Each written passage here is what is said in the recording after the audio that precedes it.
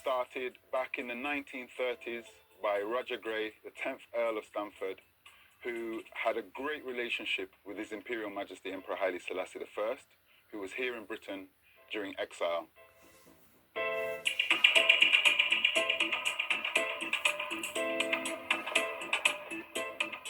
So a great friendship was formed here, and this great friendship and this love is what we're passing on to the children today.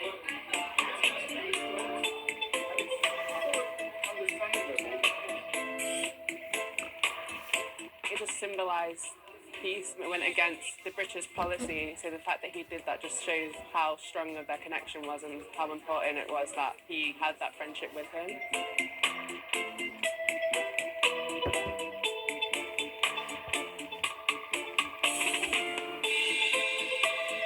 The Emperor visited Malvern on many occasions, and I believe coming here gave him a great sense of peace. And following in his footsteps also brings that feeling to I and I as well. Rasta talk. Great Malvern. This is where the Emperor visited and attended many services over the years during exile in Britain. And it's a very, very special place for Ayman and Rastafari people. Being here at Donna Massey gives me time, it gives me space to reflect. It's such a tranquil place, it's so beautiful. And I personally can see how the Emperor would have felt being here during such a difficult time. Bob Marley famously said, "We don't die, we multiply." The Lion of Judah flag not only represents Ethiopia, but it represents the whole of humanity. This flag represents peace and love for all people, regardless of race, regardless of religion, regardless of nationality, one family. See? Rastafari, Haile Selassie I.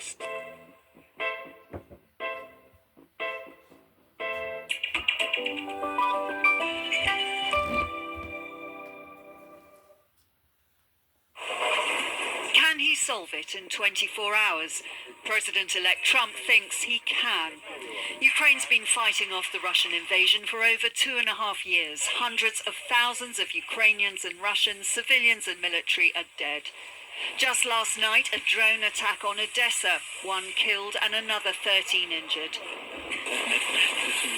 Today, the EU's foreign minister visits Kyiv for a commemoration and a statement of reassurance amid uncertainty over whether the new president will continue US support for the war.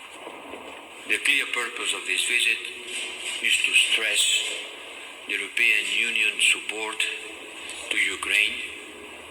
This support remains unwavering. This support is absolutely needed for you to continue defending yourself against Russian aggression.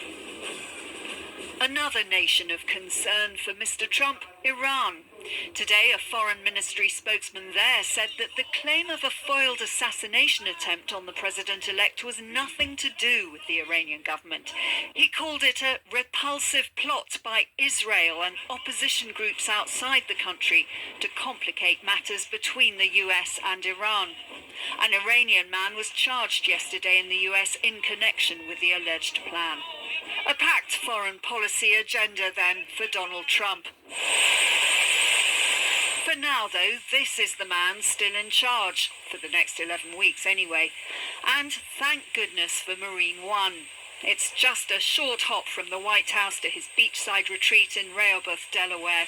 The perfect place for the president to cocoon from a cacophony of recriminations from senior Democrat figures. Just a few days ago, when our correspondent caught up with her, the former Speaker Nancy Pelosi saved her vitriol for the winner. Of course, I'm very disappointed.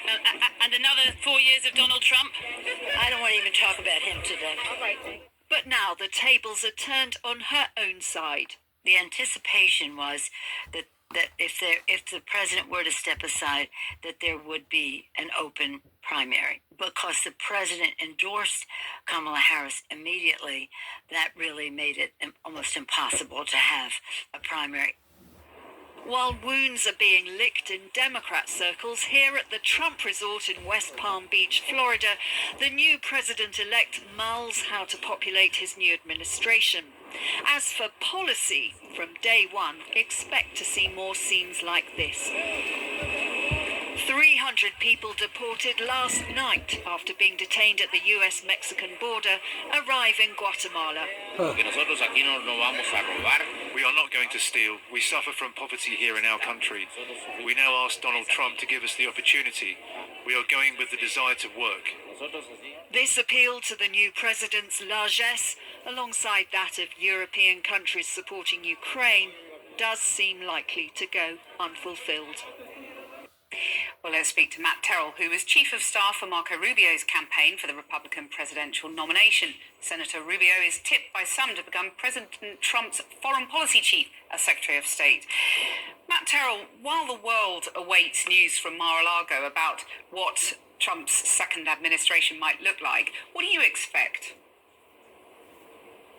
Well, I would expect that he will deliver on the items that he campaigned on as president, particularly the big issues that voters voted on, namely on the economy, inflation, and border security.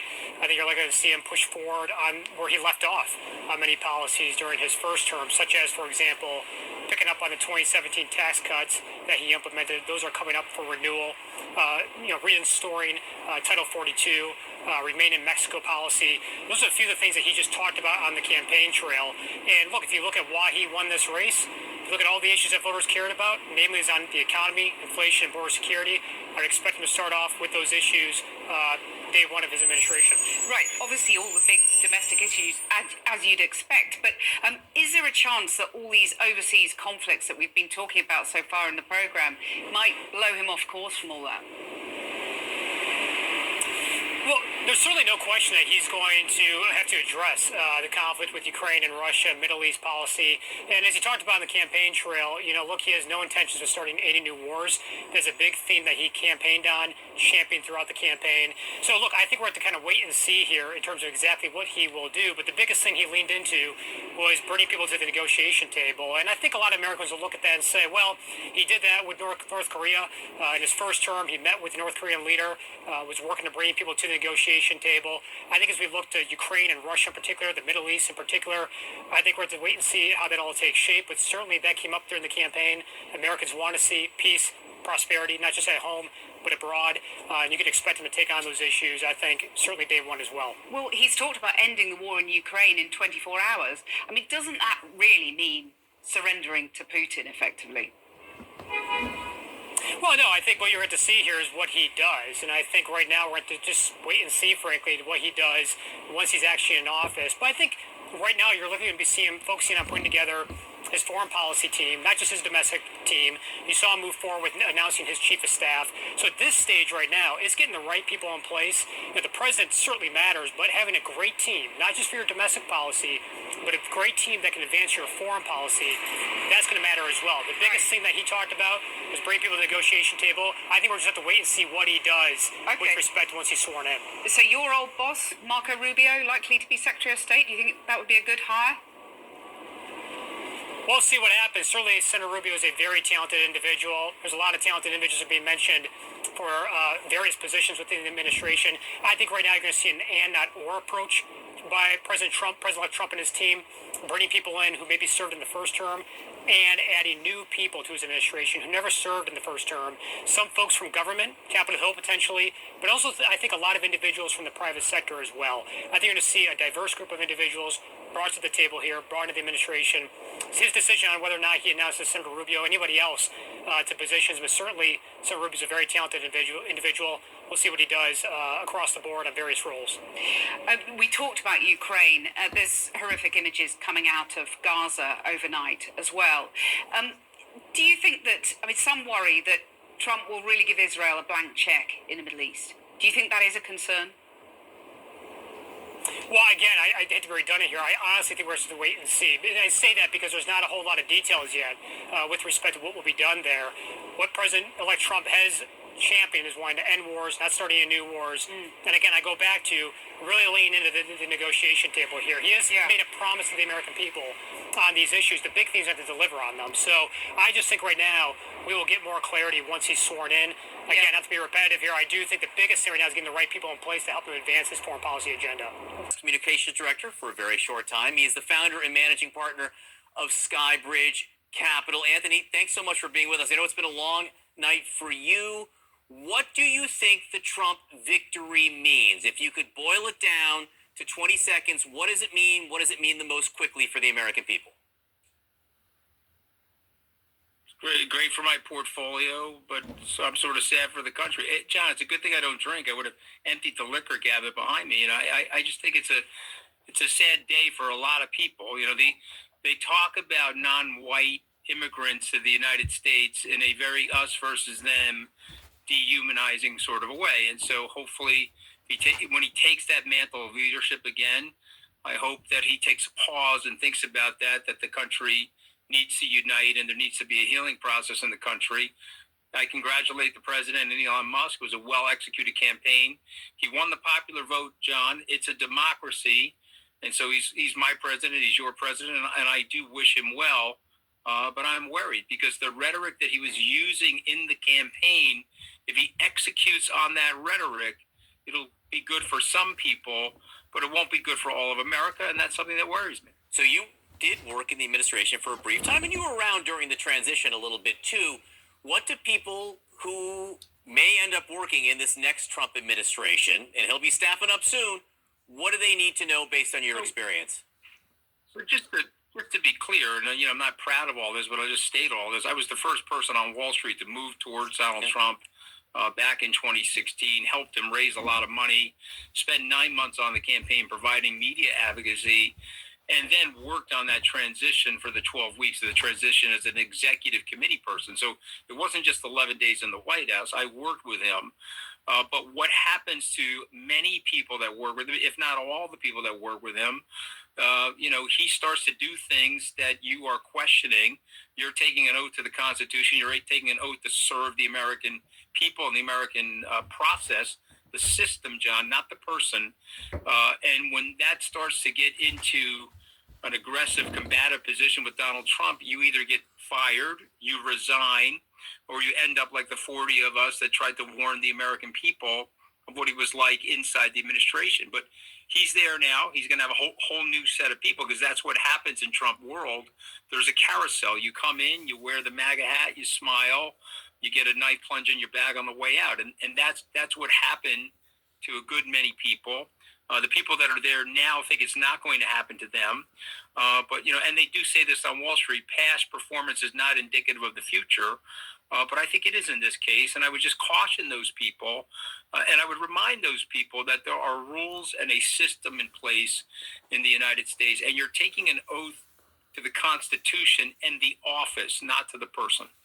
Anthony, appreciate you taking this short period, having a powerful effect on the stock market. The Dow surging by more than 1,300 points. Let's get right to someone in the business of...